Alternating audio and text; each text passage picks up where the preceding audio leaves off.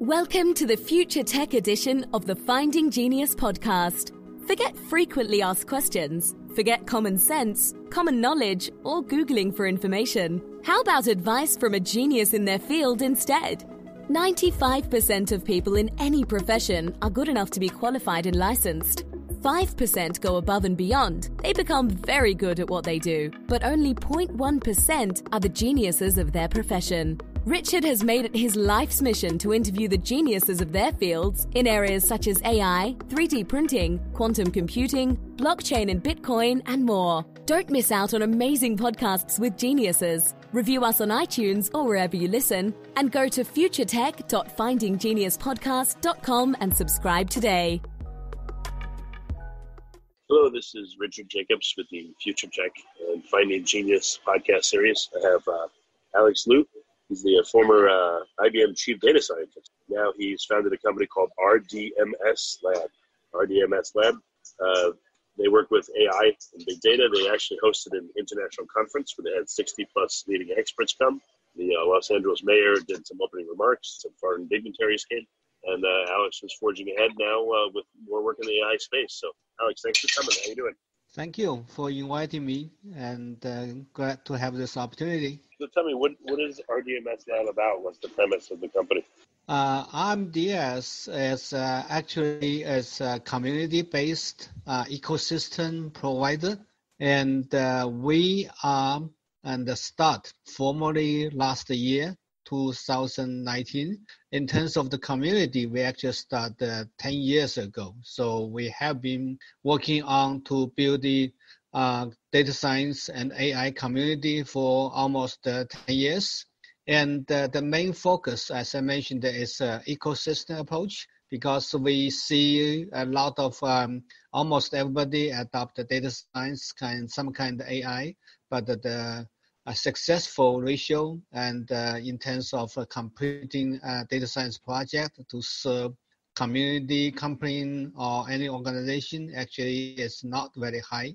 So we are providing ecosystem-based service to increase the successful ratio of adopting data science. Well, okay, AI is a very big space, and so is data science. So yes. Are you going to develop tools for people to use where they can use it in their own business? Or like, what is the ecosystem going to help foster for people? The ecosystem mainly, and per our definition, consists at least 3 parts. One important is a community of many data scientists. And the second is data portal. And the third is a computing platform. And as you mentioned, there are many like available computing platforms there. So we are not like developing anything special, but it's more kind of connecting all the tools together. And like other people and mentioned, it takes a village to really be successful in data and AI. So our main contribution is to connecting all the elements together to help people to find their position inside the data and AI ecosystem. And it's really the data and the AI project is going to be a sport. It's not just something that can complete by one individual or a few people. So in other words, like as people observe right now, is that many companies, they will hire 5-6 people and then start the AI or project. And most likely it's not going to be successful. They need more data, they need more people, and that's how our ecosystem. So what are some of the biggest constraints? Is it that do people underestimate that they need tremendous amounts of good data for AI projects, or is it that there's not enough expertise out there? Like, what are the critical components of a successful AI company? And I definitely like 2 aspects. One is about data. For example, even mathematically, we know that if we build a model and we do not have enough feature or variables there, then we will encounter model specification bias. The model is not going to be accurate. And the second is that we know there are many different kind of algorithms and models available. But for small team, they tend to utilize just one model, like regression or decision tree, just something they are mostly familiar with. But according to mathematics, then if just use one model, one approach to try to solve all the problem, then what you get is almost close to the benefits close to zero. That means it's impossible to just use one method and to solve all the problems. That's why you definitely need more data and also more model and most likely more co-workers. So do you come in an advisory capacity where you evaluate the goal of the task, the problem they're trying to tackle, and tell them, all right, this is the resources you need. These are the models you might want to consider. Like, what's your role? We actually have built a platform and a web-based platform. The URL is grmds.org. And in there, and most of our clients and the partners will come in to build their profile and also their projects. So based on what they are working on, we actually have some intelligent engine and behind that will recommend data and also will recommend co-workers. And because this is very complicated, so I sometimes even do some advisory work, but my own is not enough. And also myself is also quite limited because we need to take a big ecosystem approach. So that's why we have building intelligent engine, intelligent algorithms behind that will select the right data set and also perhaps the right algorithm and also the right co-workers, then recommend back to those users and data scientists. They have their project upload to our system. So what are some examples in machine vision? What are some general recommendations on what to do and what not to do? And what are some general recommendations for different applications? For example, we have been here in Los Angeles, in Pasadena, worked with many city government, and they have a very good open data portal with all kind of data sets about transportation and events and even people's salary and water usage, all kind of things. And when the cities come to solve a problem, then they often facing the challenge of lacking technical resources, and also even they have their data is rich, but it's not good. And you also perhaps need to use weather data and private claims data or university data and the schools data. So then according to this and put the problem they are solving, then our engine can recommend additional data. Of course, it's not just, you need all the data, but it will per their need specific. For example, the weather data actually will have a big impact about the school attendance and even about the crime prevention and all those kind of things. Then beyond that, we also have connect to a big community and of data scientists who are familiar with very kind of algorithms, very kind of methods. So then we will recommend some of the possible algorithm and also perhaps some co-worker. And we have been taking this approach to help city government team and was very successful and helped quite a few of them to be more productive and also solve some real problems. So it's kind of like recommendation, but really target to the problem and our client or partner. So what are some problems in AI that you think are more likely to solve soon? Which ones do you think are more difficult based on? It means more solve the problem sooner, and there are also a different kind of challenge, right? And some of them want to get more accurate prediction. And for example, and as for the individual project, and my team also worked with NASA JPL.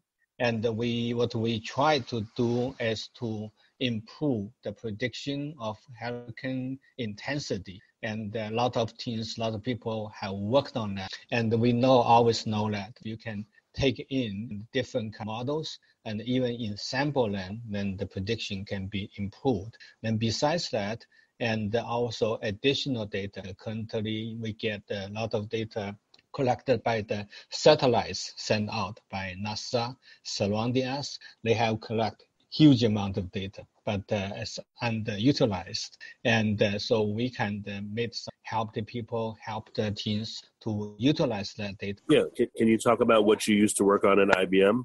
Are you allowed to talk about that?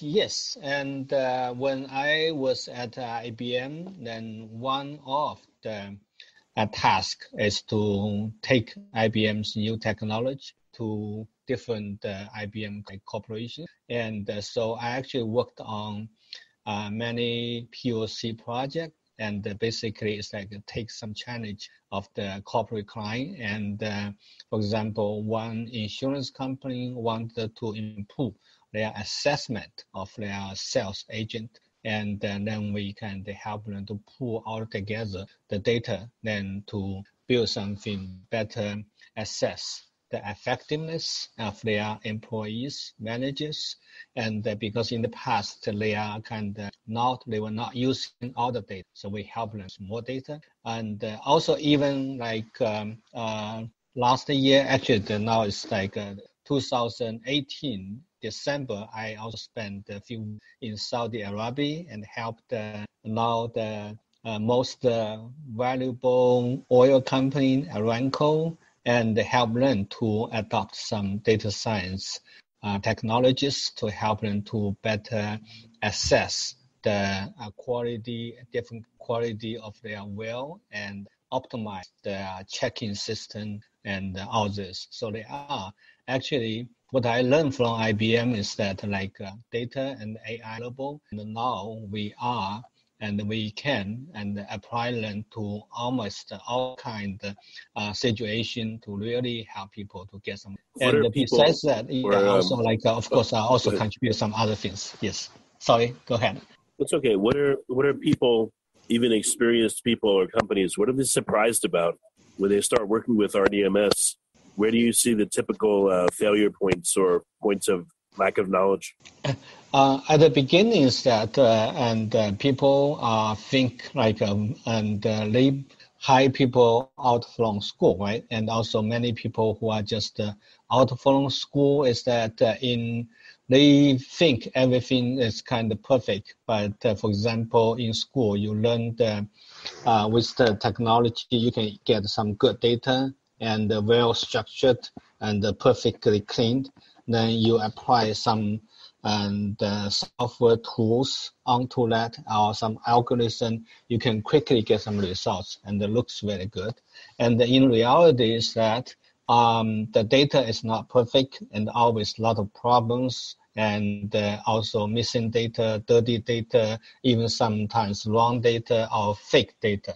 Then you will take a long time for you to get the data organized and in a way that's suitable for. And so I think what people are surprised is that they find that they spend a lot of time to deal with data, and which is also another area that RMDS can help them out, because we have tools on our platform that can help them to clean data, get data more organized and ready to be used used for all kind of model building and even causal model. And how can companies collect data, or machines, or how can people collect data in a better way right off the bat, so they don't have to have many problems processing it?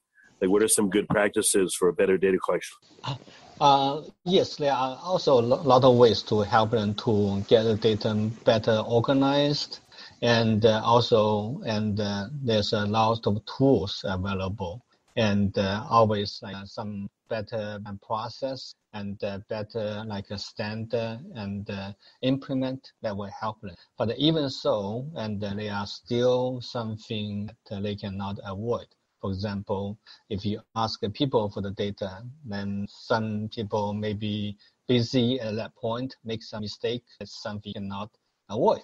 And also some people, maybe they do not like and being collected data, they even report some fake data. There's also common practice, common and the things that you cannot have. So no matter what, they always some dirty data or problem data we have to work with. Well, very good. Well, what's the best way for companies to get in touch with RDMS and to start working with you? I think for us, the best way is still for them to get into our platform, RMDS.org. And in there, actually, we already provide a lot of services free of charge. And so they are welcome to register and get a user account and build up their profile. So for us, for the system to know more about what they are working on and what kind of challenges they are facing. So in that way, we always back-end intelligent engine to help them out, do some quick data recommendation. And if they need additional service, we can also easily connect them with our experts and with the community to get some. And like I mentioned earlier, definitely always takes ecosystem and big community to really. Well, that's great. Well, Alex, thank you for coming on the podcast. I appreciate it. Thank you. Wish you have a good day. You've been listening to the Future Tech edition of the Finding Genius podcast. This podcast is information only. No advice of any kind is being given. Any action you take or don't take as a result of listening is your sole responsibility. Consult professionals when advice is needed. Review us on iTunes or wherever you listen, and subscribe today by going to futuretech.findinggeniuspodcast.com.